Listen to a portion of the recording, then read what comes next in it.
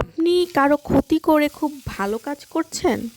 আপনি মনে করছেন যে আমার তো ভালো হচ্ছে, আমার তো লাভবান হচ্ছি আমি, আমার পরিবার নিয়ে আমি স্বাচ্ছন্দ্য বোধ করছি। অন্যকে ঠকিয়ে, অন্যকে আমি ফেলে দিয়ে কিংবা অন্যকে আমি ভীষণভাবে তাকে ক্ষতিগ্রস্ত করে আমি লাভবান হচ্ছি। সেটা কি আপনার অনেক দিন থাকবে? আপনি কি খুব ভালো থাকতে পারবেন?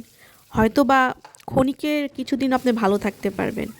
কিন্তু আপনি যার ক্ষতিটা করে এসেছেন, আপনি যার লসটা করেছেন, আপনি যার বিশাল একটা লস করে দিয়ে এসেছেন, আপনি আজকে যে কারণে হাসছেন আর আপনার এই হাসির কারণে অন্য কেউ অন্য কোথাও বসে চোখের পানি ফেলছে, সেই পানির হিসাব কি আপনি দিবেন না?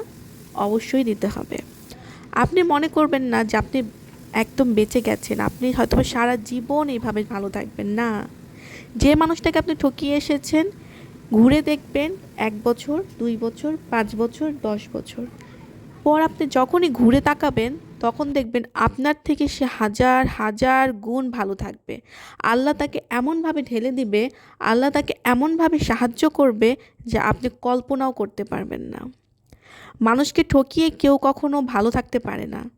আজকে ভালো আছেন আপনি ক্ষণিকের জন্য, ক্ষণিকের জন্য, অল্প কিছু সময়ের জন্য হয়তোবা আপনি ভালো আছেন।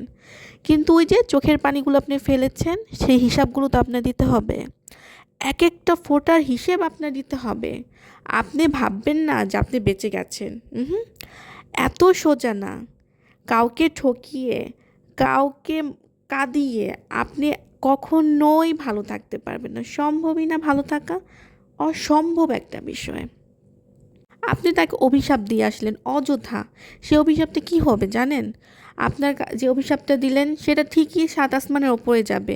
ঘুরবে। যখন দেখবে যে এই যে অভিশাপটা দিল যার জন্য, সে তো তেমন কিছুই করে নাই।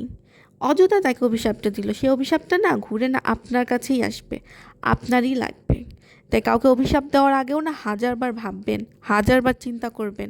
আমি যে তাকে অভিশাপটা দিচ্ছি, কেন দিচ্ছি? কোন সিচুয়েশনে তাকে আমি আঘাতটা করছি?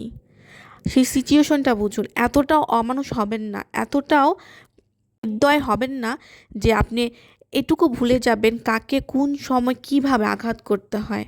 হ্যাঁ, আপনার যদি কোনো কিছু লস হয়ে থাকে, আপনি একটু ওয়েট করেন, একটু অপেক্ষা করেন, একটু তাকে সময় দেন। তাই বলে আপনি যে একেবারে ঝাপটে তার উপরে পড়ে যাবেন না। এরকমটা করবেন না। এরকমটা একটা মানুষকে একেবারে শেষ করে দেয়। তাকে ইমোশনালভাবে একেবারে ভেঙে ফেলে। যেটা আপনি কল্পনাও করতে পারবেন না। হ্যাঁ, আসবে। আপনি কল্পনা করবেন না। আপনার কাছেই আসবে। এর থেকে ডাবল হয়ে আসবে। শুধু অপেক্ষা করুন সময়ের। সময়ের অপেক্ষাটা করুন।